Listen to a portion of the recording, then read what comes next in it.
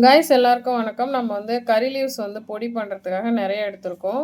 கறி லீவ்ஸை வாஷ் பண்ணிவிட்டு அடுப்பை மீடியமில் வச்சுட்டு கடாயில் போட்டோம்னா இந்தமாரி நமக்கு வந்து காஞ்ச லீவ்ஸ் கிடச்சிரும். அதுக்கப்புறம் இதில் வந்து சேர்த்து அரைக்க போகிறது என்னென்னா, இந்த கருப்புளுந்து இருக்கு இல்லையா, கருப்புளுந்தும் அதுக்கப்புறம் கடலைப்பருப்பும் தனித்தனியாக லைட்டாக நல்லெண்ணெய் விட்டு வறுத்து எடுத்துக்கணும். ஒன்று தனித்தனியாக தான் வறுக்கணும், அப்போ தான் நல்லா வறுக்கணும்.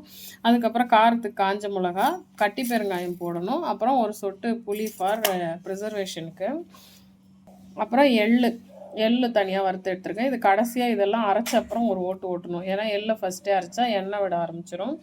இது எதுக்குன்னா, இந்த மாதிரி ஹெல்த்தியான திங்ஸை வந்து சேர்க்கும் போது நம்ம இட்லி பொடிக்கும் சரி, நம்ம கறி லீவ்ஸ் பொடினா கறி லீவ்ஸ் அதிகமாக இருக்கணும், அவ்வளோதான். மற்றபடி இது இட்லி பொடி காம்பினேஷன் தான். ஸோ இதை அரைச்சிட்டு பார்க்கலாம். நம்ம அரைச்சி எடுத்துட்டோம். கறி லீவ்ஸ் எல்லாமே போட்டு க்ரீன் கலராக வந்திருக்கு பாருங்கள். இது வந்து ஃபஸ்ட்டு செட்டு வெறும் பருப்பு போட்டேன்.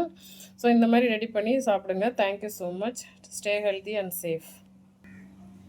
ரொம்ப சூப்பராக இருக்கும். இது மிக்ஸ் பண்ணி நம்ம ஒரு கண்டெய்னரில் சேர்த்துக்கணும். இது சாதத்துக்கும் சரி, மோர்ஞ்சாதத்துக்கு, இட்லிக்கு எல்லாத்துக்குமே நல்லாயிருக்கும்.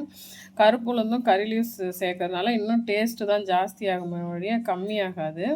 கண்டிப்பாக ட்ரை பண்ணுங்கள். ஸ்கின்னு, ஹேரு எல்லாத்துக்குமே நல்லது. இன்னர் ஆர்கன்ஸ் எல்லாத்துக்குமே, ஐஸுக்கு ட்ரை பண்ணுங்கள். தேங்க்யூ.